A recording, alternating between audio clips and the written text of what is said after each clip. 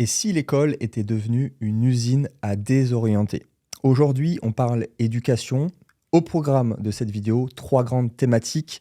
La fin de l'école et de l'université telle qu'on la connaît aujourd'hui. En deuxième partie, on va voir que l'enfant est peut-être devenu un tabou dans notre société moderne. Et enfin, on verra ensemble les différentes institutions contre l'individu. Je suis François Denis, le cheval de Troie de la finance, ingénieur de formation devenu conseiller en investissement par vocation, investisseur depuis 2009. Si vous êtes nouveau sur cette chaîne, bienvenue. Ici, on explore des idées audacieuses et des investissements alternatifs pour les esprits libres et les citoyens non conformistes. Et n'oubliez pas, investir, c'est voter avec son argent. C'est un réel combat politique qui se gagne par l'argent, le nerf de la guerre.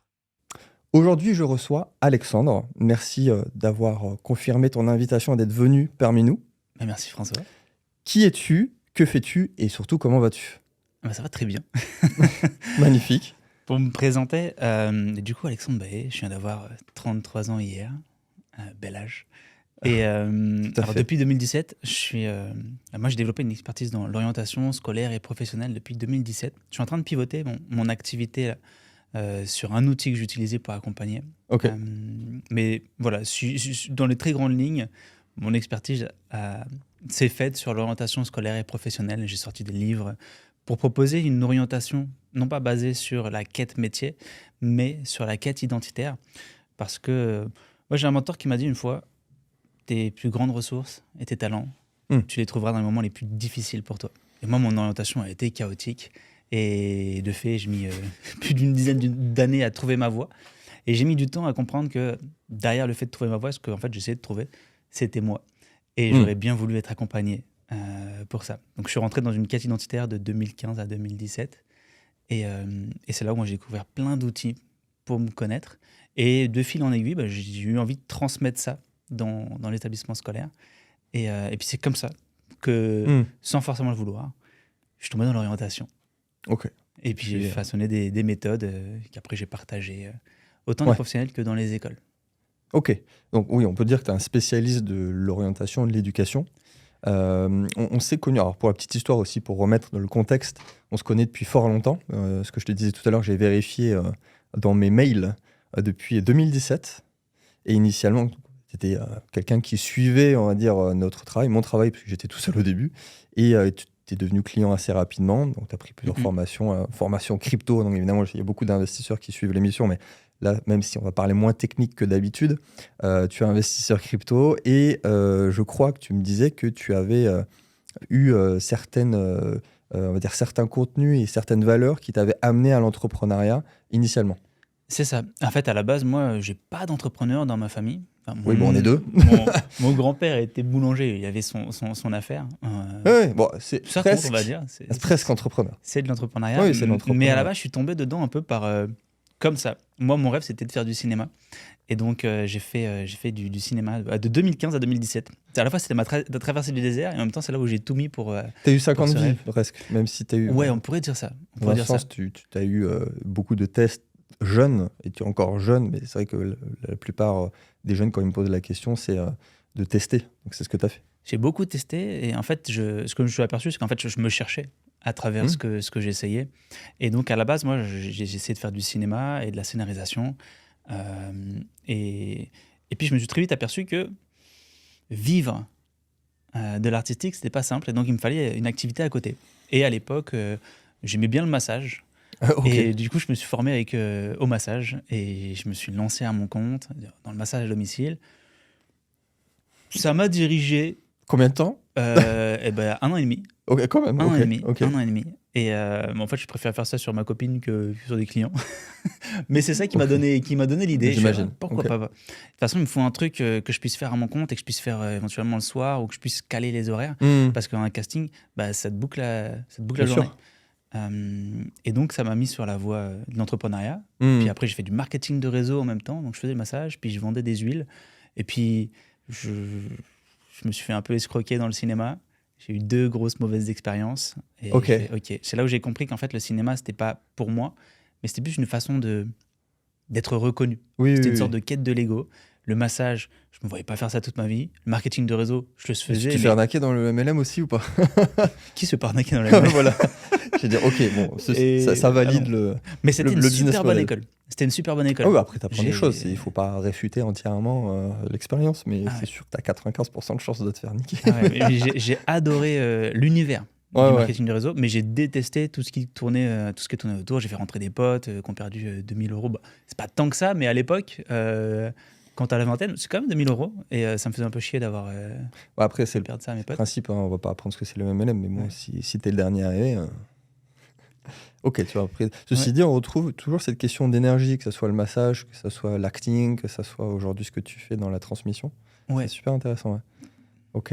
Et donc, tu as écrit aussi, pour pas l'oublier, on va le dire maintenant, tu es à ton 8e livre et on voit le dernier, j'espère qu'on le voit bien à la caméra, que tu viens de sortir. C'est ça, archétype, le langage de l'âme. Ouais. Peut-être, je pense qu'on aura l'occasion d'en parler Bien sûr. davantage. Mais en fait, c'est comme si tout ce que j'avais fait m'avait fait cheminer vers les archétypes. C'est vrai que du coup, si je te laisserai continuer, mais sans te couper encore. Mais celui-là est peut-être plus orienté ego, même spiritualité.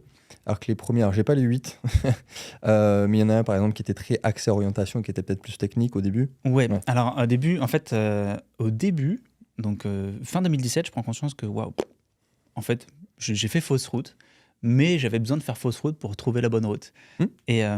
Et donc, pendant 2015-2017, je fais en même temps avec le marketing de réseau, je découvre le développement personnel, je me forme au coaching, je me fais accompagner, je découvre des outils de communication, de connaissance de soi. Je fais putain, mais c'est dingue, Hmm. c'est ça que j'aurais voulu avoir à l'école. Et donc, je commence à les transmettre dans les établissements scolaires, de façon gratuitement, des enseignants. Les enseignants comme moi j'avais, certains me donnent leur espace de cours, je transmets, je vois ce qui marche, je vois ce qui marche pas. Et en fait, petit à petit, en fait, je prends beaucoup de plaisir à transmettre, alors que je me serais pas du tout vu professeur, tu vois. Hmm. Et en fait, je prends beaucoup de plaisir à le faire. Et il y avait comme, dans le fond, est-ce que je viens pas guérir l'enfant que j'étais et qui aurait bien voulu être accompagné? Dans le fond, c'était un petit peu ça. Ouais, on Et est pareil.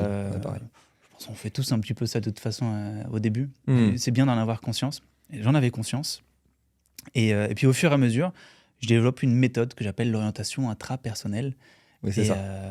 Et donc c'est ça le premier livre que je t'avais passé. Oui, parce qu'on a fait presque une mini collab, parce que j'en avais parlé aussi par mail, on avait partagé des extraits, tu avais Ouais. écrit aussi pour le magazine. Ah oui, oui, tout à fait. Ouais, Ça ouais. avait beaucoup plu, ouais. Ouais. Ben, Lou, qui était une membre de ton séminaire, c'est Ouais. comme ça qu'elle a connecté. Et puis après, je me suis mis à travailler avec elle. Et, C'est ça. et Trop bien. ouais. Donc, grand merci d'ailleurs d'avoir relayé le livre. Ouais, c'était Et là, en fait, c'était normal. une transmission d'idées que je voulais faire. Pas de transmission d'idées, mais transmission d'outils et une philosophie de l'orientation, qui était non pas basée sur la quête métier, mais encore une fois sur la quête identitaire. Parce que je me suis aperçu, le gros problème d'aujourd'hui, c'est que ça n'a pas trop changé l'orientation de quand moi je devais m'orienter Oui. à maintenant.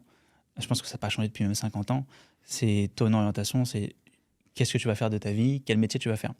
Oui. Alors que l'adolescence, on est en pleine quête identitaire. Hmm. Et donc, on refoule cette quête identitaire au profit d'une quête sociale. Ouais. Et puis à un moment, elle revient. Soit sous forme de burn-out, soit sous forme de mal-être, soit sous forme d'un désalignement à l'intérieur qui fait que je me sens pas bien.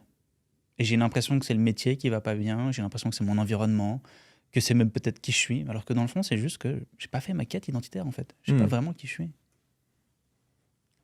Ouais, c'est passionnant. Bon, on va en discuter, mais il y a beaucoup de choses à dire. On va parler Faut me cadrer. évidemment de parentalité, parce que tu es papa depuis quelques semaines. Maintenant, on va parler de politique, même de crypto, j'ai envie de dire. Tu as du investisseur crypto. Tu me disais en off, parce que je me permets de le dire, du coup, tu as transformé 400 euros en 17 000 euros avec la formation. Ouais. Ok, donc tu as un touche-à-tout. Je crois même que tu voulais faire un petit peu d'immobilier au début. Je voulais faire, j'ai toujours pas fait parce que c'est une Bien sûr, expertise. bien Et moi, je suis dans ma famille, mon père avait investi dans l'immobilier et Ok. sous Robien. Ok. Je sais pas si c'est un truc que tu Ouais. conseilles, mais du coup, c'était pas rentable et il a perdu de l'argent. Oui. Et ça l'a refroidi. Et puis moi, j'ai pas d'investisseur autour de moi. Et c'est pas forcément. C'est de l'énergie. Et mon énergie, je voulais vraiment la mettre plus sur l'éducation et puis d'autres choses. Ok. Ouais. Ok. Mais la crypto, ouais. Mais bon, c'est vrai que bon, le meilleur investissement qui soit, ça reste l'éducation. Alors que on a fait une belle introduction. Et c'est vrai que je te rejoins à la fois dans ton histoire personnelle et aussi dans ma propre expérience. Parce que, on va dire que mon premier vrai travail, ça n'a pas duré longtemps, mais c'était professeur. de mathématiques et physique quand j'étais en prépa et où j'avais donné des cours à des lycéens. Donc, c'était ma première expérience professionnelle. Et j'avais déjà cette envie d'enseigner. Ce que je fais toujours aujourd'hui, finalement, hein, que ce soit dans le contenu, que ce soit dans l'accompagnement. Il y a toujours, même à un moment donné, j'avais eu le questionnement, j'ai envie de dire presque métaphysique, de dire est-ce que j'arrête pleinement la formation et l'accompagnement pour faire autre chose? Et je l'ai toujours gardé, parce que c'est important. J'ai ce besoin de transmettre. Mais donc on en rediscutera. On va mettre les pieds dans le plat de suite. Penses-tu que l'école et l'université arrivent à la fin d'un cycle? Qui ne le constaterait pas? Je pense qu'il y a, c'est une grosse machine. Et comme on dit, c'est un mammouth. L'éducation nationale, Ouais. à essayer de faire bouger le mammouth, c'est super compliqué. Je m'aperçois qu'on est de plus en plus d'acteurs à l'extérieur. C'est très compliqué de rentrer dedans. Je m'aperçois qu'il y a de plus en plus d'enseignants aussi qui ont envie d'amener d'autres choses. Mm. Et le problème, je dirais que c'est pas tant l'université et l'école. Je dirais que c'est l'institution qui cadre Mm. l'école et l'université. Parce qu'à l'intérieur, il y a plein de personnes qui sont très volontaires, qui ont envie de faire de très belles choses, mais qui n'ont pas l'opportunité de le faire, tu vois. Moi, j'ai formé des coachs d'orientation. Dans les coachs d'orientation, il y a des enseignants qui sont venus. Mm. Et implémenter dans l'établissement, c'est compliqué. C'est compliqué parce qu'il y a le programme, et dès que Oui. tu abordes la connaissance de soi et que tu vas apporter en quelque sorte de l'éducation spirituelle, parce que pour moi, c'est ça, la connaissance de soi, ça peut être mal vu. C'est même mal vu. C'est comme la méditation à l'école qui a fait débat et qui fait toujours débat. Certains sont ouverts, d'autres non. Et j'ai envie de dire, ça dépend vraiment. Tu vois. Moi, je travaille beaucoup plus avec l'institution privée. Je vais former des enseignants, autant sur la thématique de l'orientation que sur d'autres choses de manière plus spécifique. Et c'est que du privé. C'est que du privé parce qu'il y a des financements qui sont autres que le public. Et en fait, c'est ça qui est intéressant, c'est que autant dès que tu fais quelque chose qui s'apparente à la spiritualité dans l'école, on dit ouais, mais c'est une dérive sectaire, attention. Et moi, j'étais blacklisté plusieurs fois par rapport à ça. T'étais fiché S? On peut dire ça. Pour certains enseignants. Et d'autres, non. Pour d'autres, sont convaincus, tu vois. Mais le problème, c'est que c'est un enseignant qui te fait chier et qui te ferme les portes de l'école. Je veux dire, mal le voir. Il suffit d'une personne, hein, tu me diras. C'est ça. Je peux te donner un exemple. Dernièrement, j'ai été invité par une communauté d'agglos pour faire une conférence sur l'orientation. C'est l'agglo qui finançait. Et ça n'a pas dû plaire à certains, c'est ça? Et ça n'a pas plu à une personne d'un CIO qui a dit mais quittez pour parler de l'orientation, j'ai été voir votre travail, vous parlez de spiritualité, Carl Gustav Jung, ça a été démenti depuis alors que la plupart des tests que tu fais, des tests de psychométrie, ça repose sur Carl Jung. Ça revient souvent, on va dire. Ouais, parce que le mec il est mystique, c'est un mec sectaire, et tous les gens qui utilisent Carl Gustav Jung ou qui prônent un peu ses travaux, mauvaise presse. Donc il y a eu une personne d'un CEO qui... Et c'était quoi? Parce qu'il avait un profil égo trop âgé, masculin. Pourquoi il a dit ça? Qu'est-ce qui lui arrive? Je sais pas, j'ai l'impression que c'est une philosophie. En fait, j'ai l'impression peut-être que certaines personnes à l'intérieur de l'institution sentent qu'elles sont remises en question. Et tu n'acceptes pas cette remise en question, tu vois. C'est comme, moi, je suis dans l'orientation, il y a le fameux CIO, c'est le big boss de l'orientation, et tu peux pas le remettre en question. Toujours en dessous. Moi, c'est une science exacte, attention. C'est ça. J'ai essayé de travailler avec eux, et en fait, à chaque fois, je me suis pris des portes, tu vois. Et je suis dans des réseaux de professionnels de l'orientation.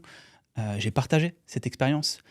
J'ai fait un post sur LinkedIn qui a fait un petit buzz, et surtout un bon bad buzz pour les CIO, parce qu'ils se sont ligués dedans.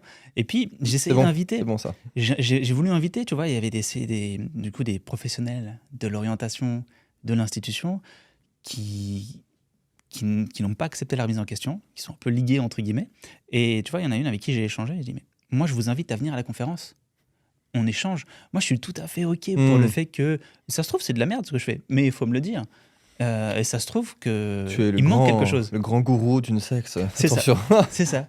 Tu tombes vite là-dessus. Et puis dès qu'il y a quelqu'un, on va dire, d'une institution classique qui vient fouiner, tu peux très vite tomber dans la case. Putain, il est un peu original, il est atypique celui-là. Mais moi, sur, on va dire, 80% de technique, on peut me catégoriser dans quelque chose. Dès que je parle hors argent, hors investissement, de suite. Mais c'est super intéressant ce que tu dis. Mais un professeur qui vient de voir, on est d'accord que lui, de base, il va être motivé, il y a une vraie volonté de sa part. C'est plus une question de son propre écosystème qui va le freiner. Ouais. Toi, moi, de mon côté, je vais accompagner des banquiers sur l'argent, mais c'est son microcosme qui va l'empêcher de par ses connaissances et de sa mise en pratique. Donc toi, c'est un peu pareil dans l'éducation. C'est l'école avec un grand E qui va faire que il peut pas mettre en place ce qu'il veut, quoi. Il y a ça, et puis certains professionnels qui sont pas ouverts et qui direct vont dire c'est du développement personnel, c'est un gourou. C'est inadmissible que ce soit les fonds publics qui financent des interventions privées. Et on oublie que quand tu es entrepreneur, tu donnes quand même quasiment la moitié de ce que tu gagnes. Et c'est avec cet argent public, cet argent, cet impôt que tu payes l'école. Et en fait, ils oublient. Moi, c'est ça qui m'énerve le plus. C'est que parce que tu es privé, tu peux pas intervenir dans le public. Alors que c'est les fonds privés qui font qu'il y ait du public. Des impôts, hein. Ouais. Et ça c'est le truc qui m'énerve le plus. Et au-delà de ça, c'est une personne qui est fermée, tu vois. Moi, je suis super ouvert au débat. Je suis super OK pour qu'on me dise c'est pas ouf ce que je fais. Bien sûr. Mais qu'on Mais échange. il faut qu'il y ait débat. Bah ouais. C'est ça. Bah ouais. Et là, en fait, le débat est pas possible. Enfin, on va passer à autre chose, mais je veux dire, quelle est la frontière entre le conseiller d'orientation, c'est juste il a des choses à dire, c'est ça, et toi qui finalement est aussi dans l'orientation, mais avec une démarche qui est totalement différente. Mais la finalité est la même. La finalité, c'est que le jeune, il se sente bien, le jeune, il se sente compris, reconnu. Et c'est vraiment ça. Et pour moi, en fait, c'est le fondement de ce que j'essaie de faire, c'était de faire constater qu'il n'y a pas d'orientation à l'école. Il y a de l'insertion. L'insertion, c'est ça. Il y a de l'insertion. Quand je te demande qu'est-ce que tu vas faire de ta vie pour être économiquement productif, parce que c'est ça la finalité, en fait, c'est que tu ne sois pas une tâche dans la société et que tu sois utile. Et ça, c'est à la fin pour moi. C'est 20% du processus d'orientation. L'orientation, pour moi, c'est de la connaissance de soi. Je m'oriente déjà vers moi. Donc, c'est comment je fonctionne, qui je suis, qu'est-ce que j'aime, quelles sont mes valeurs, à quel monde je veux contribuer, à quoi je veux servir, à quoi je veux être utile. D'ailleurs, est-ce que j'ai envie d'être utile ou pas ? Mais c'est qui est-ce que j'ai envie de devenir. Et ça, pour moi, c'est 80% de l'orientation. Et après, 20%, c'est une démarche d'insertion où, OK, maintenant que je sais qui je suis, je vais faire en sorte d'aligner ma personnalité avec un métier qui me ressemble. Je vais regarder ce qui est sur le marché du travail. Et là, effectivement, parce que des fois, quand tu es dans une démarche trop de développement personnel, tu te coupes du marché et tu vas, je vais faire ça. Sauf que sur le marché, il n'y a peut-être pas la demande. Oui, là, tu tombes dans un autre extrémisme de l'orientation de l'éducation, on va dire sociale, qui est il y a un volume incroyable de jeunes qui font quelque chose dans une fac ou dans un domaine, et zéro débouché, quoi. Ouais. Et on leur dit pas. On leur ment et à la fin, je comprends pas. mais c'est vrai que dans ce que tu dis, l'insertion, peut-être même, j'oserais la comparaison avec le domaine carcéral, c'est-à-dire qu'ils sont en prison et il faut les réinsérer parce qu'ils n'ont pas appris en fait à avoir cette démarche le cheminement initiatique pour pouvoir trouver sa voie. Et du coup, ils se sont trouvés dans des situations un peu plus complexes. Mais est-ce que, une question que je n'avais pas prévue, mais est-ce que tu as accompagné des profils qui sont plus âgés ? Parce que là, on parle de jeunes, d'adolescents, de jeunes adultes.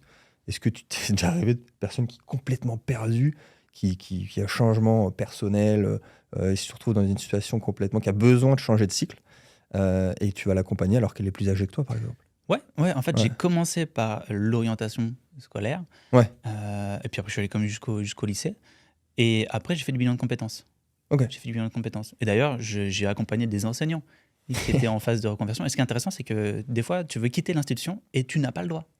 Et j'étais confronté à ça. Je fais, t'as des enseignants, ils veulent quitter l'institution, mais ils peuvent pas. Il n'y a pas l'autorisation, il n'y a pas l'aval. Je fais, waouh, il y a des enseignants qui sont mal avec eux-mêmes, en fait, qui n'ont pas le droit de quitter l'institution pour aller développer leur activité ou faire autre chose. Ouais. Et ça, je n'étais pas au courant de ça, tu vois. Et puis d'autres, en fait, ils sont dans une démarche de reconversion. Et en fait, tu t'aperçois que le problème, c'est pas que le métier n'est plus pour eux. C'est qu'en fait, la façon de le faire ne convient plus. Ah, on est d'accord. Et il y a des personnes que j'ai accompagnées qui pensaient qu'ils devaient changer de métier. Et en fait, ils sont aperçus qu'ils sont à fond dans l'archétype du sage, ils adorent transmettre. Ouais. Mais c'est juste qu'en fait, il faut changer d'équipe, il faut changer d'environnement, il faut changer de façon de faire. Parce qu'il y a quelque chose qui peut être étouffant pour certains. En plus, Bichette, aujourd'hui, professeur, c'est pas socialement valorisant, quoi. C'est pas valorisé. D'ailleurs, on dit même plus prof, pour que ça soit vu d'une manière négative. Que professeur, qui a de suite une connotation bien plus sympathique. Mais ça, c'est aussi culturel, parce que je vois qu'il y a des pays où c'est pas du tout le cas. Ouais. Même voisin, je vois en Italie, je discute avec une psychologue italienne. On disait que le summum en Italie, c'est psychologue et professeur. C'est un peu comme si tu étais chirurgien, quoi. On t'arrête, c'est monsieur le professeur, monsieur psychologie. En France, t'es prof, ah, ok. Ouais. Ça se passe bien. Alors, toutes ces Pas trop vacances, déprimé, t'es en tout- burn-out. toutes ces vacances, Ouais, ou alors ce mal-être c'est- professionnel. En fait, il n'y a pas la grâce du métier, tu vois. Moi, Bah j'habite ouais. maintenant à côté de la Suisse. Et la Suisse, j'ai l'impression qu'il y a aussi ça. Il y a plus de considération pour le métier Hmm. enseignant. Alors que le métier enseignant, enfin, on Ah, façonne c'est les beau. adultes de demain. Bah bien C'est sûr, ça devrait tellement être limite important. le plus beau métier qui soit, quoi. Ouais, ouais, ouais. C'est tellement important. Bon, tu as répondu presque à ma question suivante, qui était est-ce qu'on est encore dans un système qui oriente ou uniquement qui insère? Alors, je vais aller un petit peu plus loin. Euh, Comment devrait être l'école? Alors, pour reprendre le terme école, ça sera peut-être un terme différent. Dans le cycle suivant, en 2050, comment ça devra se passer pour justement changer d'institution et qu'il y ait quelque chose qui soit vraiment fonctionnel en fait pour le monde de demain? Ben, moi, je te rejoins sur le côté où on transitionne de ce paradigme de l'État souverain à l'individu souverain. Mais du coup, il faut accompagner Merci. cette transition. Et si on ne l'accompagne pas, on fait des gens tu regardes, des gens qui sont sous perfusion de l'État, qui ont eu l'habitude qu'on soit derrière, en fait, qu'on soit derrière eux, de ne pas se prendre en main, en fait. Tu vois, moi, je vois ça avec le système suisse. Tout le monde, faut payer sa sécurité sociale. Enfin, c'est très... Il y a de la souveraineté individuelle Ouais. et ils sont fiers de faire ça. Et nous, on n'a pas ça. Et donc, être souverain, pour moi, c'est être accompagné à s'assumer. Et je trouve qu'on l'est pas forcément. Tu vois, on est beaucoup biberonné. Il y a l'autorité, tu dis sommet, c'est comme ça. Tu veux faire tel métier, il faut faire telle étude. Alors que aujourd'hui, on regarde sur le marché du travail, c'est pas forcément tes études qui te permettent d'avoir un travail, mais c'est davantage quitter tes compétences perso et ce que tu es allé développer par toi-même à côté. Et donc, pour moi, pour l'institution de demain, j'ai envie de dire, il faudrait peut-être une cinquantaine d'experts pour façonner l'école de demain. Mais je pense que déjà, moi, je rêve, c'est de voir des cours de connaissance de soi. Mais dans connaissance de soi, j'introduis aussi tout ce qui est prise de parole en public, communication. En fait, un gros travail sur le savoir-être. Et moi, si je suis tombé dans... C'est juste cette idée d'aller dans l'orientation à la base, j'avais vu un livre, ça s'appelle « S'épanouir à l'école » de Caroline Sost. Ok. Je sais pas si tu vois, elle a fait une école qui s'appelle la Living School à Paris. Et j'ai adoré le livre. Et en fait, la pédagogie est basée sur le savoir-être. Et je vois, c'est super intéressant. Et en fait, c'est en lisant ce livre, il y a eu comme une sorte de déclic. Où, ok, on parle beaucoup de savoir-faire, de compétences, de capacités à l'école. Et est-ce qu'il n'est pas temps, justement, de mettre le focus sur l'être, comment je suis avec moi-même. Et parce que je suis bien avec moi-même, parce que je me connais, je suis capable de comprendre qui est en face de soi, tu vois. Et ça va bien plus loin que ça. Pour moi, si on introduit la connaissance de soi à l'école, j'ai aussi beaucoup travaillé sur le thème de la laïcité. Je fais un livre que sur ça. Tout à fait. Que j'ai aussi. Oui. Tu l'as Oui. l'as Oui, la laïcité, je l'ai celui-là. Ouais. Ah bah ça, et ce sujet-là, en fait, j'ai commencé à m'y intéresser parce que j'ai été, comme beaucoup, tu vois, choqué quand il y avait eu l'affaire Paty. Ouais. Je fais, comment on peut en arriver là? Et moi, c'était une période où j'accompagnais des jeunes qui venaient de l'étranger. Mais je faisais de l'insertion, Ok. mais de l'insertion sous mon filtre à moi, avec une fondation sur Paris, et j'accompagnais tous les mois une douzaine de jeunes. Et des jeunes qui viennent de l'étranger, pour qui la religion, c'est très, très, très important. Et je suis arrivé des fois dans des groupes où il y a des personnes on était quasiment sur l'islam radical. Ok. Et de l'autre côté, des personnes qui étaient évangélistes, qui étaient chrétiens, mais pareil, avec une très forte influence dans leur vie. Ok. Et j'ai jamais eu de problème. J'ai jamais eu de problème avec ces jeunes, mais parce qu'en fait, on parle déjà de connaissance de soi. Et dès qu'il y a un problème culturel de l'ordre du religieux, on a conscience que la religion, c'est aussi un marqueur identitaire. C'est je suis religieux, mais la religion, je l'aperçois sous mon filtre à moi. Et quand on fait de la connaissance de soi, on est apte à comprendre tout ça. Tu vois. Et donc, je divague un petit peu, mais c'est pour prendre conscience que si on fait de la connaissance de soi, c'est aussi pacifier le rapport qu'on peut avoir avec les autres, parce qu'on pacifie le rapport qu'on a avec soi. Et donc, pour moi, connaissance de soi. Et puis après, je dirais qu'on a une époque où on a besoin de connecter au vivant. Ah, bien sûr. Moi, je suis ministre de l'Éducation nationale. Je fais en sorte que les jeunes, on leur fasse mettre les mains dans la terre. Tu vois. Bien sûr. Tu vois, les jeunes, les agriculteurs qui galèrent aujourd'hui, il n'y a pas d'agriculteurs, c'est la guerre civile demain. C'est un des leitmotifs que j'ai déjà partagé dans d'autres émissions. C'est que de mon parcours, c'était Satan, quoi, de faire un parcours de quelque chose de physique. Même de faire de l'alternance, toi, pour mon père, c'était Mm, mal vu. Parce que de suite, tu étais dans le milieu professionnel et faire quelque chose de ses mains, c'était super mal vu. Il fallait être purement dans l'intellect, alors qu'avec le recul, c'est clairement ce qui m'a manqué. mm. Que ce soit dans une connexion pure, hein, comme énergétique, reconnexion que ce soit à la nature ou même à utiliser, parce que la vie n'est que mouvement, tu me diras. Et même dans cette énergie où tu es trop, genre, on en reparlera à la fin justement sur des notions qu'on peut retrouver chez Nietzsche, où tu es trop civilisé finalement, ce qui est une maladie actuelle de la société. Mais c'est vrai, tout à fait. Je te reposerai la question différemment tout à l'heure.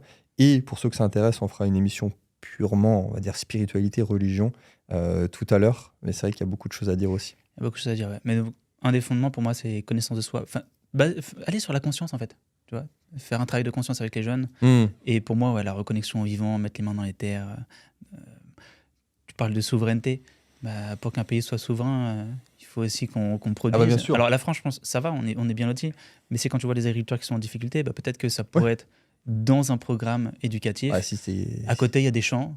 Mais oui, les deux. qu'est-ce qu'on fait pour mettre les jeunes Bah, si t'es que là-dedans souverain sur le numérique, t'es mal barré aussi, toi. Ouais, c'est ça.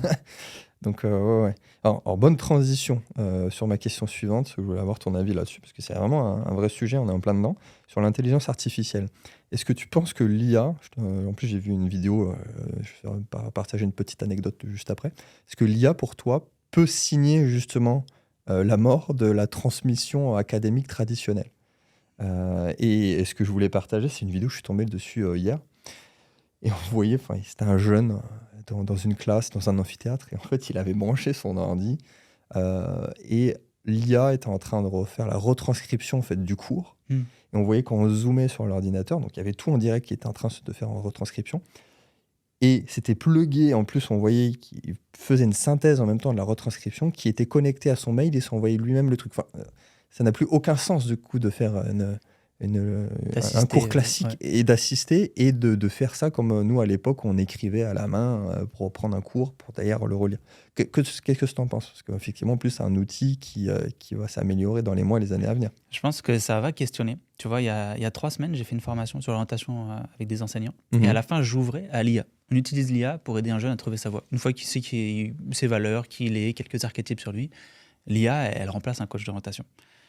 Et en fait, l'agent IA devient ton coach d'orientation. Et c'est incroyable. J'ai fait une vidéo comme ça sur mon YouTube et en fait, les gens me disent ouais, c'est ouf en fait. C'est vraiment ouf. Mais ça demande avant de se connaître soi-même. Et soit tu vas chercher sur Internet des trucs pour te connaître et après tu peux nourrir l'IA. Si tu n'as pas fait ce travail en amont, tu ne sais pas le faire, tu ne peux pas le faire. Et donc je pense que c'est un peu la même chose. L'IA, elle va te donner les informations, mais pourquoi tu chercherais telle information? Pour moi, l'enseignant, tu vois, il donne une ligne directrice de ce que tu vas apprendre. Et je pense que ça va re-questionner. Et les enseignants étaient hallucinés. Et t'en as qui utilisaient déjà ça. Et ils ont montré... Alors, c'est des IA qui sont que pour les enseignants. Et tu vois, par exemple, des enseignants qui sont face à des jeunes 10 qui ont des difficultés d'apprentissage. D'accord. Tu as des IA qui existent déjà et en fait, qui vont te faire un cours de manière adaptée au profil du jeune. Ils vont te faire des images pour illustrer. Enfin, et j'ai trouvé ça incroyable. Je ne connaissais pas. Les autres enseignants ne connaissaient pas aussi. Tous hallucinaient. Donc, je pense que ça va être, au début, ça va être un moyen pour les enseignants de faire quelque chose de plus individualisé, peut-être, pour des jeunes. Mais après, c'est clair que si on ne fait pas évoluer la machine, la fracture, elle va faire que grossir. Parce que le jeune, je demande à ChatGPT, ce que tu m'as appris en 1 heure de cours, je l'ai appris en 10 minutes. Bien sûr. Donc, quel est le rôle de l'enseignant? Synthétiser, plus fact-checker, comme on dit. Il n'y a même plus un prof d'histoire qui pourra avoir une orientation particulière. Tout est à refaire. Et comme tu dis, que tu as dit tout à l'heure, au niveau de l'institution, déjà en 10 ans, ça n'a pas changé. Et que de l'autre côté, tu as une technologie qui est exponentielle d'un point de vue évolution. Et j'avais vu une idée, je crois que c'était de Tai Lopez. Je ne sais pas si tu vois l'entrepreneur américain. Je pense que tu vas aimer l'idée. Il disait, la meilleure chose que vous pouvez faire quand vous êtes jeune ou quand vous ne savez pas quoi faire, prenez l'IA et vous discutez avec pendant 1 heure. En fait, pendant 1 heure, vous faites que parler. Vous donnez de la donnée, vous dites qui vous êtes, qu'est-ce que vous faites, qu'est-ce que vous adorez, qui vous voulez faire, qui vous rencontrez, quels sont vos amis. Pendant 1 heure, vous parlez. Et à la fin, tu lui demandes, maintenant, est-ce que tu peux m'aider sur quelle est la meilleure chose à faire pour moi? En fait, j'ai trouvé, mais ça, c'est tout con, Ouais. mais c'est génial. En fait, c'est exactement ça. C'est ce que tu dis, mais autrement. C'est vrai que pendant 1 heure, en fait, tu as résolu beaucoup de problèmes. Et il n'y a pas de prisme d'orientation, que ça soit culturel ou même religieux, qui va dire que c'est pas la bonne voie. Ou là, c'est vraiment fait pour toi en fonction de ton agent IA, quoi. Ouais, c'est la neutralité Ouais, c'est ça. et que prône l'État et que je trouve qu'il n'incarne pas. Là, pour le coup, l'IA, elle est totalement neutre et à ton service et c'est juste dingue, ouais. Donc Mm. je pense qu'en fait, ça, si on n'évolue pas, ça va faire que fracturer, ce qui est déjà en train de se fracturer. Mais je pense que le problème, encore une fois, c'est pas les gens qui sont dans l'institution, c'est en haut. C'est ceux qui, c'est comme là, il y avait Elisabeth Borne qui dit ouais, on va faire l'orientation à partir de la maternelle. Qu'est-ce que Oui, non, c'est? mais... Qu'est-ce que c'est Ouais, putain, celle-là, elle était drôle quand même. quelle est sa vision de l'orientation et puis à quel point elle connaît le marché, à quel point elle connaît ce qui se fait déjà, à quel point elle connaît les difficultés des enseignants à aborder le sujet, Ouais. à quel point elle connaît le fait qu'on manque peut-être de temps. Ça, c'est pour moi le problème, il est vraiment dans le programme et dans ce qu'on décide de transmettre Bien sûr. aux jeunes. Ouais. C'est ça. Mais en plus, c'est vraiment dans cette idée d'individu souverain où tu n'as presque plus besoin de l'institution quand il réfléchit. Et qui, en plus, est vraiment inclusif. C'est quelqu'un qui est vraiment qui vient d'une famille pauvre, qui vient d'une famille qui n'avait pas accès à l'éducation ou pas accès à l'école privée, et ainsi de suite. Demain, enfin comme un entrepreneur, en fait, il y a des tâches, plus besoin d'embaucher. Bah là, en fait, demain, tu peux avoir un vrai de vrai self-made man, self-made woman, où le mec est vraiment parti, il a personne d'autre parce qu'il utilise l'IA, parce qu'il s'est fait sa propre éducation, il a utilisé ses propres outils, et en étant très jeune, et de plus en plus jeune.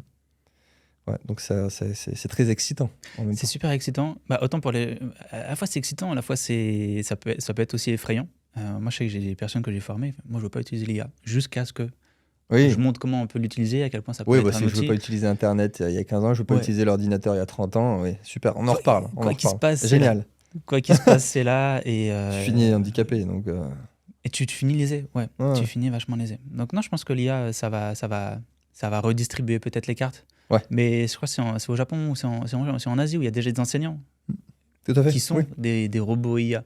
Est-ce qu'on va voir ça arriver demain ici? Je pense pas, mais c'est peut-être parce qu'on va pas le voir arriver tout de suite que la fracture, elle va faire que grossir. Parce que les jeunes, ça va super vite. Moi, je suis halluciné d'une génération à une autre, à Ah, bien quel sûr. point ça va vite, à quel point ils sont à l'aise avec l'outil. Et par contre, à quel point, nous, tu vois, je me considère pas vieux. Et je sais que je suis en retard sur certaines choses. Déjà, enfin, je pense que c'est pas le cas pour toi parce qu'on a qu'un an de décalage, mais moi, le smartphone à l'école, je l'ai pas vu. Parce qu'on est arrivé, le moment où on est quitté l'école, alors peut-être pas le supérieur, mais il commençait à avoir les smartphones, Facebook, c'était 2007-2008. Mais le vrai smartphone utilisable, où admettons, tu peux faire des trucs à l'école avec, enfin, je l'ai jamais connu Mm. d'études avec un smartphone. Et le premier iPhone, peut-être que quand j'étais en prépa, mais ça m'a servi à rien, toi. Euh, donc effectivement, il y avait déjà beaucoup de choses à dire par rapport à ça. Ouais. Alors, je vais te citer les 3 principales annonces récentes du président Emmanuel Macron et de son gouvernement concernant l'éducation en France. Et je veux bien ton avis. Ok, Vraiment que tu me dises ce que tu en je penses. Hein. m'installe. Alors, tu as peut-être vu passer par-ci par-là, mais là, c'est vraiment sur les derniers mois et dernières semaines. Première mesure, la plus complexe, on va dire, la plus globale. Réforme de la formation des enseignants, pardon. Une mesure qui vise à rendre le métier plus attractif et à répondre à la crise du recrutement. Ils veulent faire que ce soit en bac+3 plutôt en bac+5 et redonner envie. Qu'est-ce que tu en penses intrinsèquement de la voix du professeur, de l'enseignant? Ah bah, je trouve que c'est une bonne idée, ça. Ça, c'est une bonne idée. C'est une très bonne idée. Parce que déjà, la formation des enseignants en tant que telle, il manque plein de choses. Il manque plein de choses pour avoir échangé avec des enseignants. Tout ce qui est savoir-être, en fait, tu l'as pas dedans. Hmm. Tu l'as pas dedans et c'est très difficile d'apporter autre chose, tu vois. J'ai changé, dernièrement, j'avais fait un salon autour de l'éducation. Il y avait une personne qui formait des enseignants, qui les formait dans leur cursus et qui, elle, a développé une méthode de l'école dans la nature. Ok. Et le simple fait de amener cette pédagogie de l'école dans la nature, Ouais. ça a été refusé Ouais. par son administration. Parce que c'est ça la formation. Mais en fait, ça perd un peu de... Je vais pas dire ça perd de... Si, ça perd de sa saveur. Et je veux dire, ça perd même de son intérêt pour les jeunes. Tu vois? Parce Bien que sûr. il faut savoir les captiver, les jeunes. Et au-delà de ça, faut savoir encadrer une classe, faut savoir se rendre captivant. Et je pense que c'est au-delà de la formation des jeunes qu'il faudrait aller. C'est avant tout, c'est le programme, encore une fois. Hmm. Qu'est-ce qu'on met dans la tête des jeunes? Parce que je pense qu'on a tendance à l'oublier. Pour moi, c'est Nelson Mandela, il a dit l'éducation, c'est l'arme la plus puissante pour changer le monde. Moi, si je me suis mis dans l'orientation à la base, c'est parce que j'étais conscient de ça. Je voulais pas être prof. Je savais que l'orientation, ça intervenait juste après. Ok. Sauf que c'est l'arme la plus puissante, mais ça reste une arme. Ouais.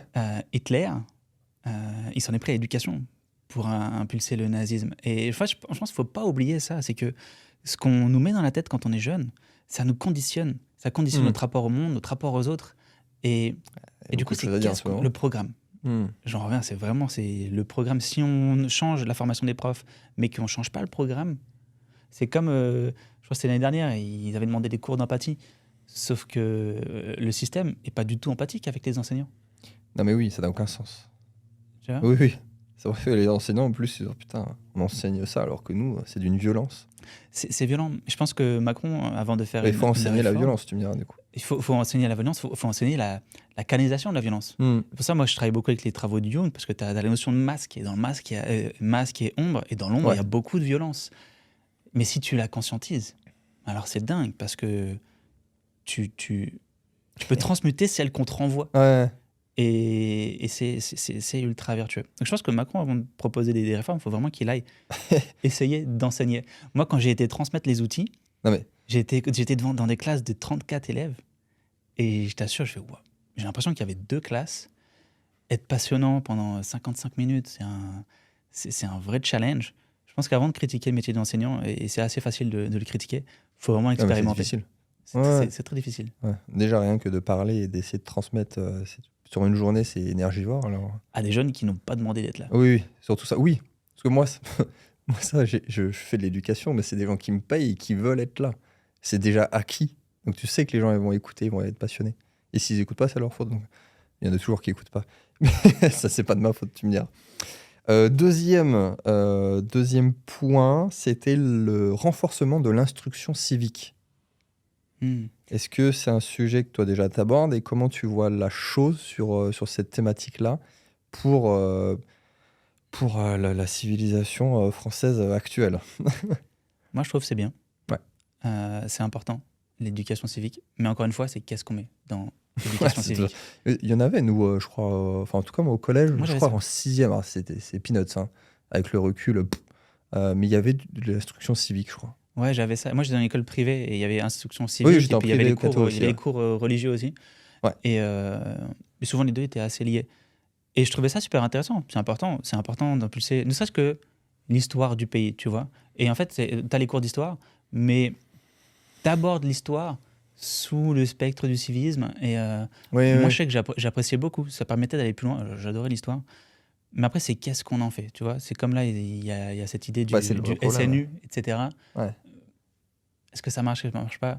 Je pense que, tu vois, il y a cette idée de remettre le service militaire parfois. Ouais. Je pense qu'en termes de civisme, c'est génial. Moi, je ne voulais pas le faire quand j'étais jeune. Quand tu es dedans, et en plus, on te dit ça à 16 ans, tu vas dire non. Ouais. Enfin, à moins d'avoir des valeurs très très fortes à 16 ans. Mais... Moi, j'étais super content qu'il n'y ait pas le service militaire, parce que c'est un truc, moi, je détestais là en colo, donc je me dis, tu vas partir là faire le service militaire. Non.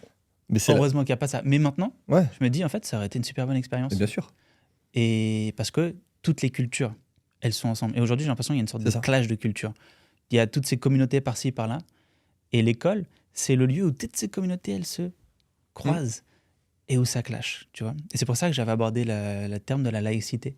Parce que on aborde souvent le civisme par cette notion de laïcité aussi, qu'ils essayent de transmettre dans les établissements scolaires et qui fait débat. Complexe. Parce que c'est mal compris et parce que la neutralité qui est prônée, en vrai, pour moi, elle n'est pas possible. Tu ne peux pas être neutre. Tu es obligé d'impulser une culture et d'impulser un mythe. Oui. Et donc l'État, même s'il essaie d'être neutre, il n'est pas neutre. Il est toujours au service d'un mythe et de quelque chose. Sur cette question, laïcité, je pense notamment à ce que tu disais aux jeunes que tu aidais, quelle est peut-être la situation la plus complexe que tu as dû à gérer, enfin vraiment la situation, les interrogations qui ont pu être pas forcément compliquées, mais dans la gestion de l'émotion des gens, des jeunes, Qu'est-ce qui a été le plus compliqué pour toi, le plus emmerdant, on va dire? Plus emmerdant. Ouais. Une situation que j'ai eue comme ça, où ça rentre dans le cadre, du coup, on respecte la laïcité, c'était dans la CFA. Et personne très très radicale Ouais. dans l'islam, Ok. et personne qui est dans... Alors j'ai eu deux choses. J'ai eu cet échange, une fille qui était voilée, et puis il y a eu ce débat sur le voile. Ouais. Oh, ça existe depuis. Des jeunes qui disaient ouais, mais je sais pas quoi, grosso modo, c'est plus grave de pas porter le voile que de tromper sa meuf, disait un mec, et puis la meuf qui était pas d'accord. Et du coup, Attends, il a dit quoi? C'est pas c'est plus. plus grave de tromper, D'accord. de pas porter le voile Ah, d'accord. que de tromper Ok, je vois le prisme de ça, mec. lecture. Et donc Ok. c'était le prisme du mec. Et Ouais, je lui ai ouais. fait ah ouais, quand même. Enfin, et la fille, du coup, Ouais, ouais, ouais. la fille avait pas le même rapport. Mais en fait, vu qu'on a fait beaucoup de connaissances de soi ensemble, ce débat, il était possible, tu vois. Mais là où ça pouvait déborder, c'est que les jeunes, ils ont voulu appeler l'imam. Et on va appeler l'imam et tout, je le connais, je l'appelle. Et ils ont appelé l'imam. Et je fais, bon, moi je vous propose, vous gardez ça pour vous. Ouais, ouais. Parce que même un imam, il a son prisme, tu vois. Donc là où ça a été touchy pour moi, c'est qu'il y a un imam qui s'est inséré dans un débat qu'il y a eu dans la classe. Oui, oui, oui. Bah, c'est le mentor, comme enfin, moi, c'est pareil, je demandais des questions existentielles, je demandais à un prêtre, à un abbé, que je connais pour certains bien, et je leur posais des questions, mais c'est normal d'avoir une Ouais. figure comme ça, spirituelle. Et je vois ce que tu dis, en plus, parce qu'on a des clients musulmans, des fois, on a eu la réflexion il n'y a pas longtemps, où ils sont allés demander à un imam s'il pouvait investir dans un investissement qu'on propose donc, d'immobilier au Maroc. Parce que comme on faisait de la courte durée, il y avait des couples non mariés qui allaient arriver en tant que clientèle de cet investissement. Et ils n'étaient pas sûrs, évidemment, une question que je ne m'étais pas posée, et ils sont allés demander à l'imam.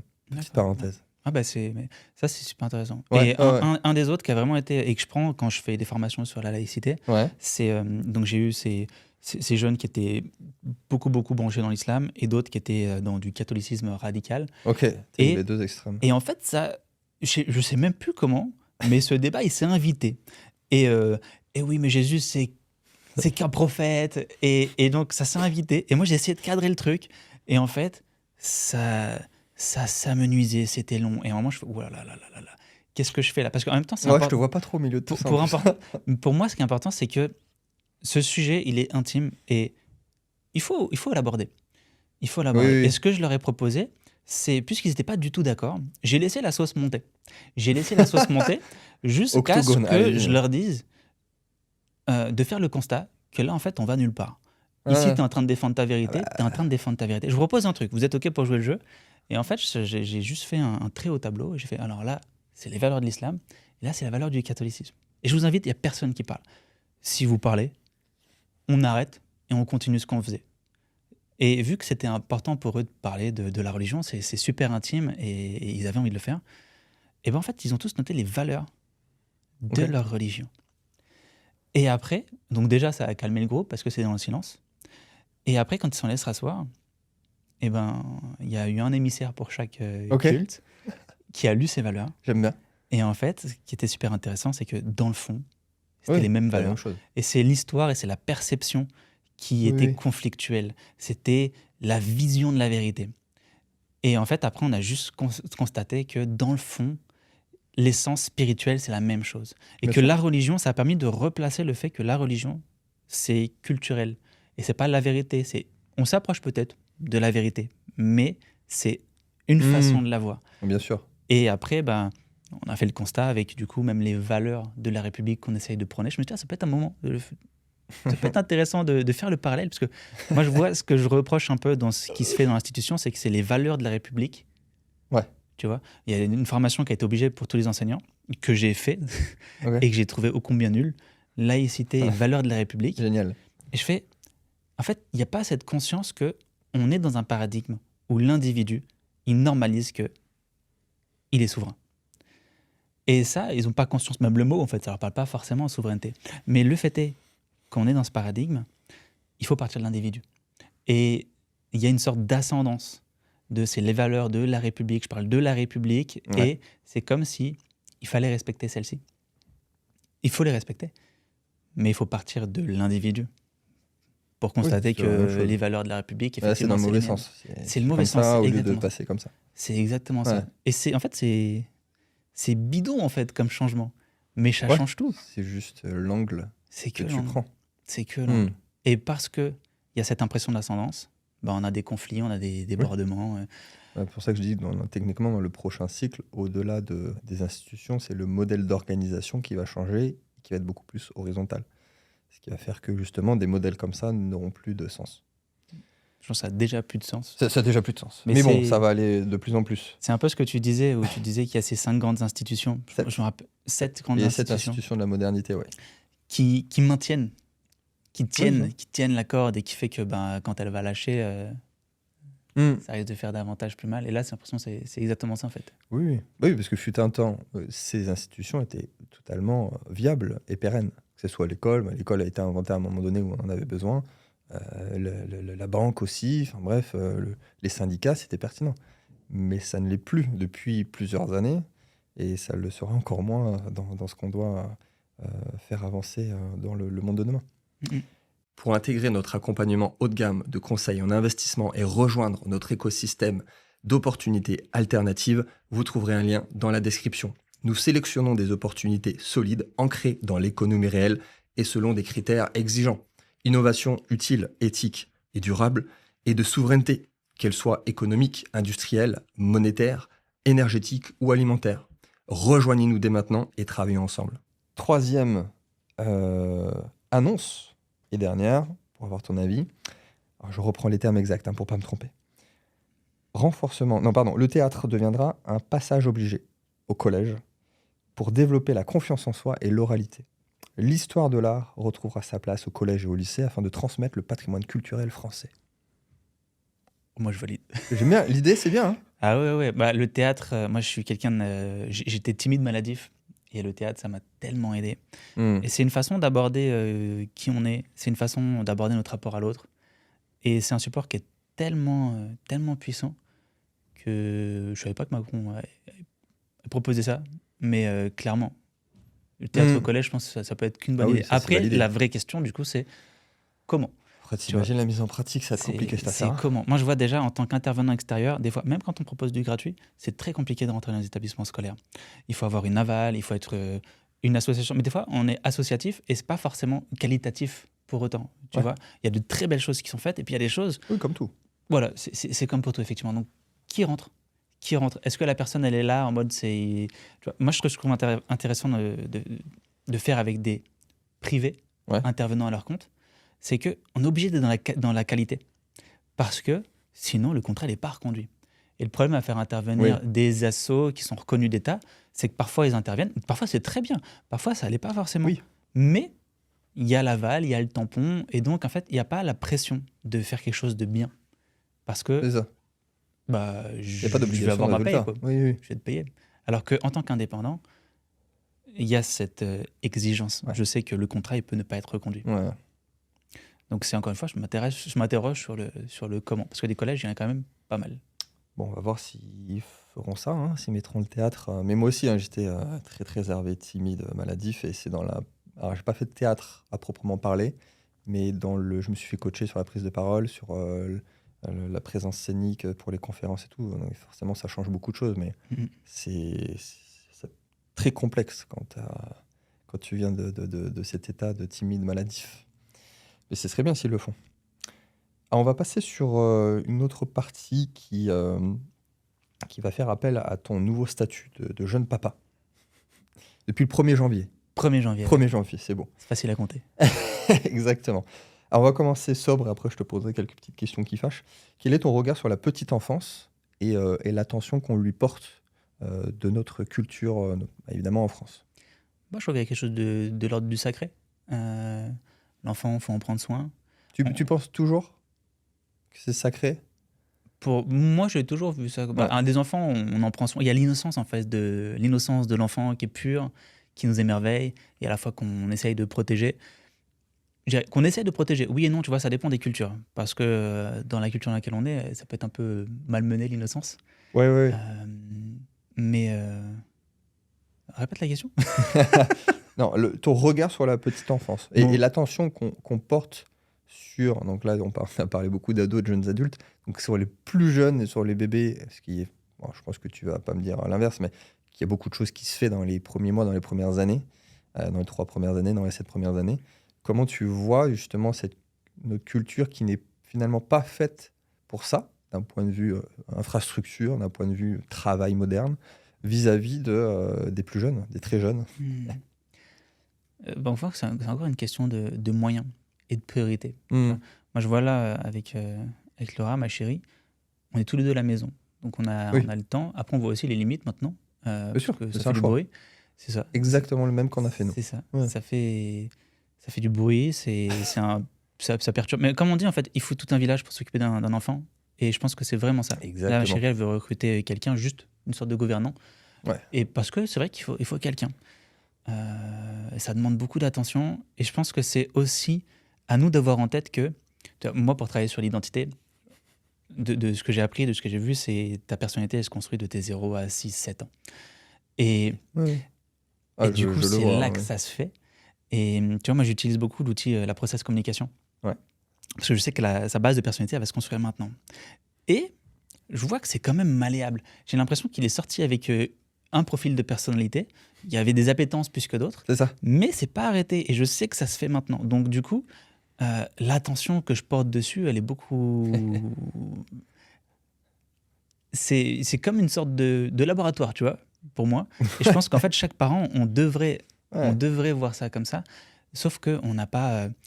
en tant que parent, tu vois, je me mets à la place de...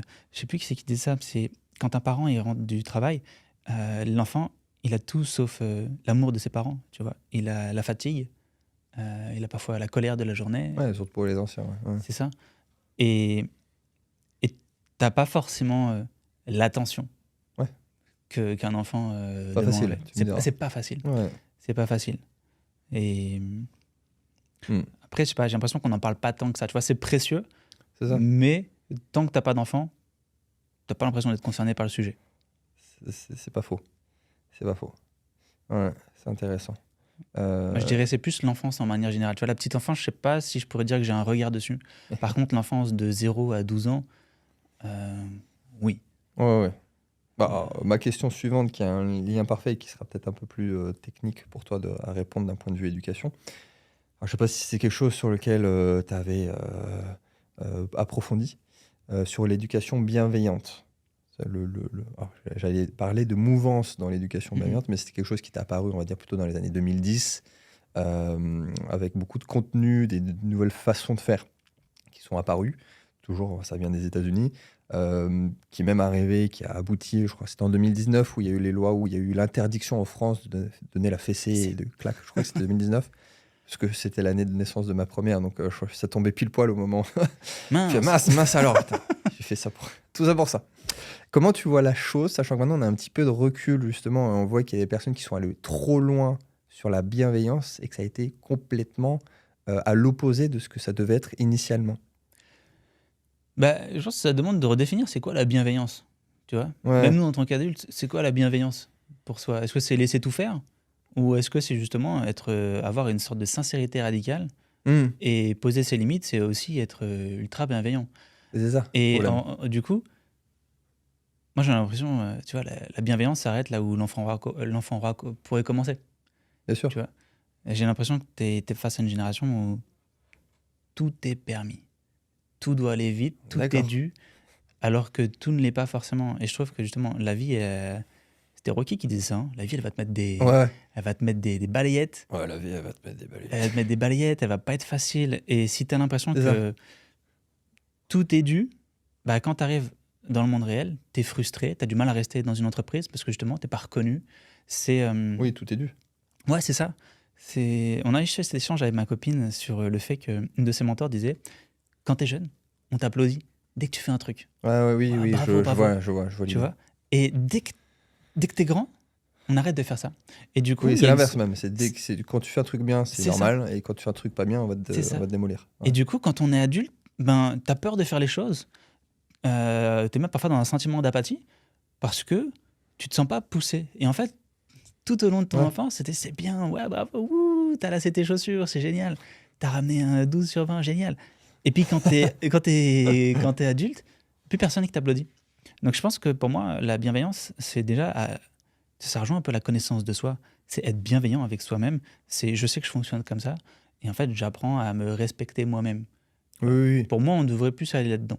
Mais ma question, c'était dans l'extrémisme de la bienveillance, et justement où je l'ai vu, et plusieurs fois dans la vraie vie, où ça donne zéro limite. Ouais. Et ça fait peur.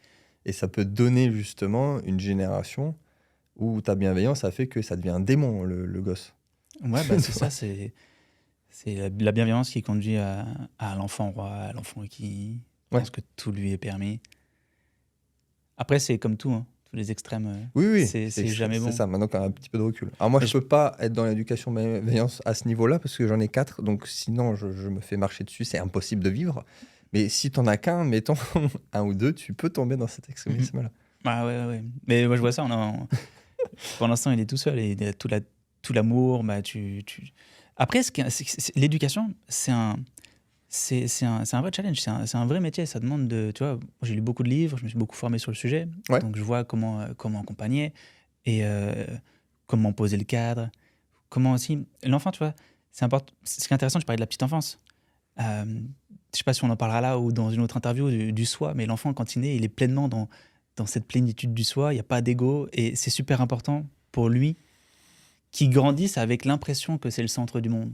Sauf qu'à un moment, bah justement, c'est là où, quand l'enfant commence à développer sa personnalité, que l'ego prend forme, et c'est comment je l'accompagne à se construire dans la limite C'est vers 6-7 du ans, je crois, raisonnable. qui comprend qu'il n'est pas le centre du monde. Vers 6-7 ans, et puis même avant pour certains, l'ego, il commence. En fait, 6-7 ans, tu as la personnalité Ouais. qui est faite.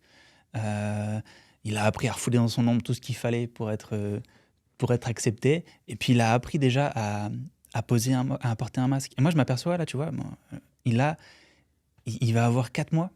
Et en fait, je m'aperçois qu'il y a déjà cette notion du masque.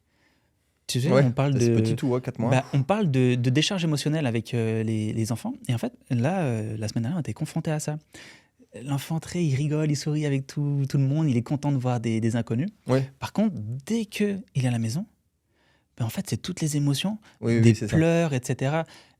Et je me dis, mais en fait, c'est comme si déjà, il était en train de comprendre que quand il sourit, Hmm.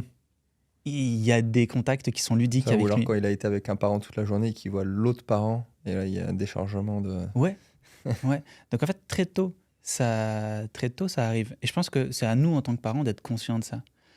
Parce que c'est comme tout, hein, je pourrais... Si je veux être malveillant avec mon enfant, je sais que ça va induire certaines choses. Hmm. Si je suis bienveillant, ça va aussi induire... que je fasse quelque chose ou que je ne fasse pas, dans tous les cas, je vais avoir un impact sur sa psyché, sur sa façon de se construire. Et c'est là où, pour moi, il devrait y avoir des cours de parentalité. Oui, Il y a alors, certaines écoles qui maintenant, font ça. ça se fait, il y a des influenceurs, et des personnes qui font de l'accompagnement, justement. Et Ouais. là, en plus, tu es dans une vraie douleur pour certains. Ils sont prêts à payer cher parce qu'ils arrivent à nulle part, quoi, avec l'enfant. Ça se fait beaucoup vers les 2 ans. C'est le fameux Mhm. terrible two. Je sais pas si tu as déjà entendu cette expression. Ou ce qui est vrai, je pense que c'est plus compliqué dans cette décharge émotionnelle, où là, ça peut être très, très complexe. Ils apprennent à gérer leurs émotions à 2 ans, mais ils n'y arrivent pas. Donc, c'est le fameux terrible two, comme on dit. Bon, bah, j'ai de la marge encore. Je suis pas Oui. tout à fait là. Les 4 mois, c'est facile. 2 questions très rapides. Un conseil pour un jeune parent et maintenant, on va pas les oublier, pour un adolescent qui se sent incompris, perdu. Mais un conseil pour un jeune parent, moi, ce qui m'aide, c'est de connaître des outils de connaissance de soi. Parce qu'en fait, en me comprenant moi-même, en comprenant aussi ma compagne, du coup, Mhm. ça fait que nos liens, ils sont sincères et ils sont sains.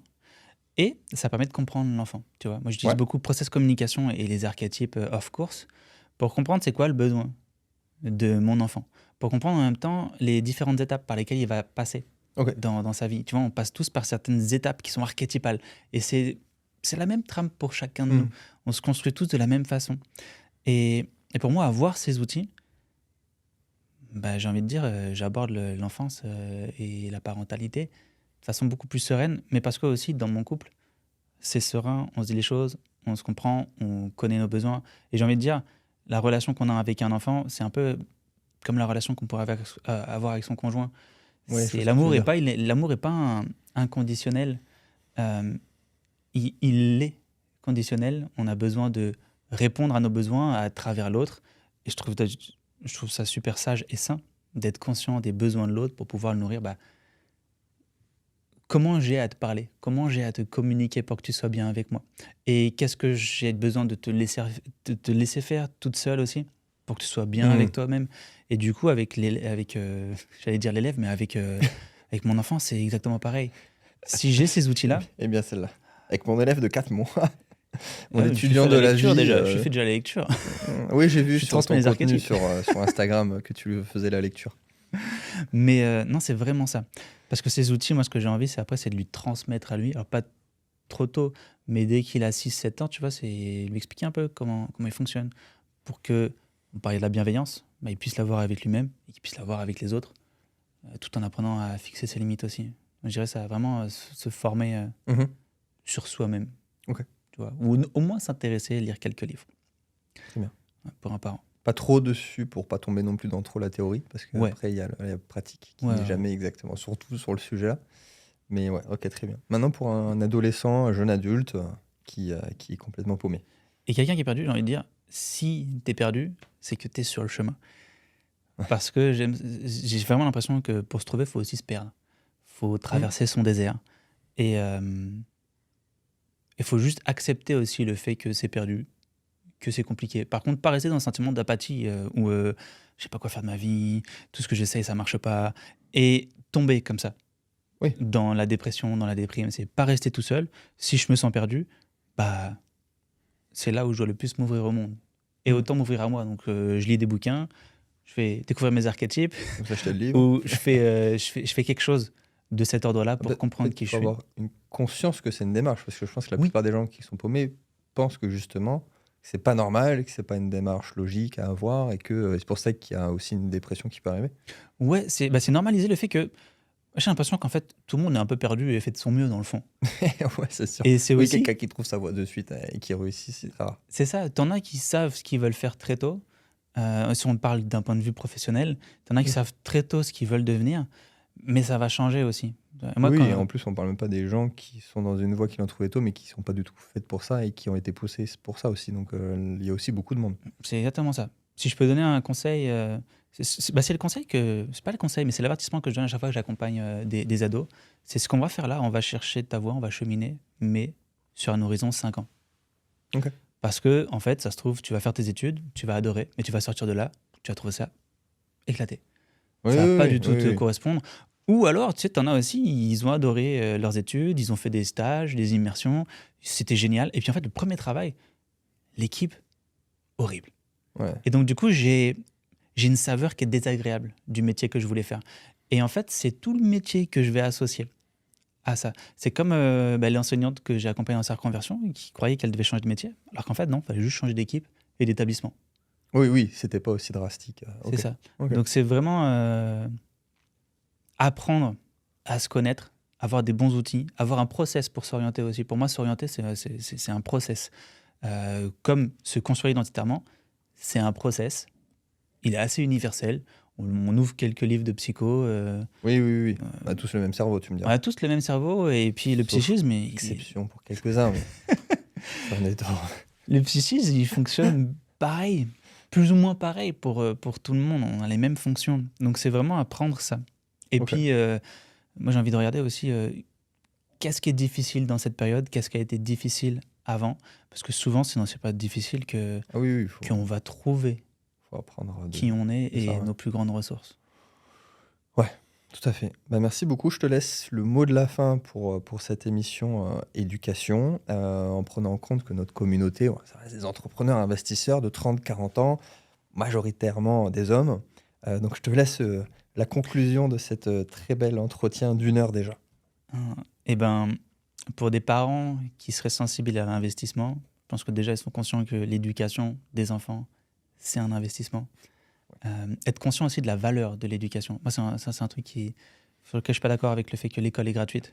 Parce que du coup, Intéressant ça. le fait que l'école est gratuite, je mets pas de valeur dessus. Mm. Alors que si on regarde, c'est à peu près 120 000 € de la maternelle jusqu'au baccalauréat. chaque année, une année maternelle, c'est 8 000 euros. Tu vas au collège, c'est 12 000 euros. C'est aussi dire ça à l'élève. Ouais. L'enseignant, peut-être que tu l'aimes pas. Ce qui t'apprend, peut-être que ça te sert à rien. Tu as l'impression que ça te sert à rien. Ça te verra peut-être plus Oui, tard. c'est En pas tout à toi cas, de le dire à cet âge-là. Même. c'est ça. En tout cas, ça te permet, quoi qu'il se passe, de sociabiliser. C'est un terrain d'expérimentation. Et ça coûte 8 000 euros. Et papa, maman, on paye nos impôts. Ces impôts, ils payent ton éducation. Donc en fait, l'école n'est pas gratuite. Et je trouve que ça, c'est une vraie erreur du système d'aujourd'hui. Ouais. C'est de faire croire que l'école est gratuite. On n'est pas content de payer nos impôts parce qu'on voit comment est dépensé notre argent. Je pense qu'on est un des rares pays comme ça aussi où on n'est pas content de payer nos impôts. Tu as plein de pays où ils sont Bien contents sûr. de le faire. Ouais, c'est vrai que sur le principe, je suis content de payer des impôts. C'est quand je vois où ça va que je suis pas content. Ouais. C'est plutôt ça, en fait. Le vrai problème. Et qu'est-ce qu'on en fait? Donc c'est vraiment transmettre la valeur de l'éducation. Comprendre que ça a un prix. Comprendre aussi que faire lire un livre, ne serait-ce qu'à un jeune, ça a énormément de valeur. Aujourd'hui, je vais à l'école. Ce qui va faire la valeur du jeune sur le terrain plus tard, c'est aussi tout ce qu'il aura appris à côté. Ah, bien sûr. Ce sur quoi il se sera formé par lui-même, Ouais. soit en faisant des formations ou en faisant des stages quand il est ado, Ouais. soit par des lectures. Par des lectures. Et la valeur d'un livre aussi, la valeur de la connaissance, tu vois. Ouais. Donc, considérer que l'éducation, c'est vraiment un investissement.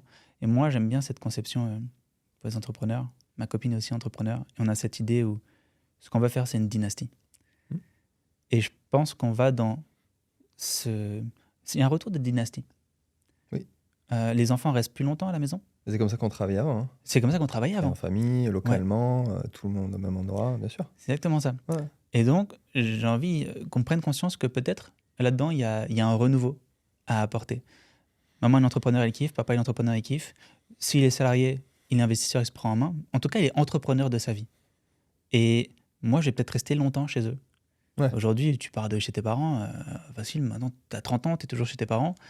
Et je pense que plus on va aller, plus ça va se démocratiser parce que c'est plus cher, parce que l'accès au logement est peut-être plus compliqué pour certains. Oui. Il y a une certaine sécurité. Génération reçue aussi qui va rester. Ouais. Il y a une certaine sécurité.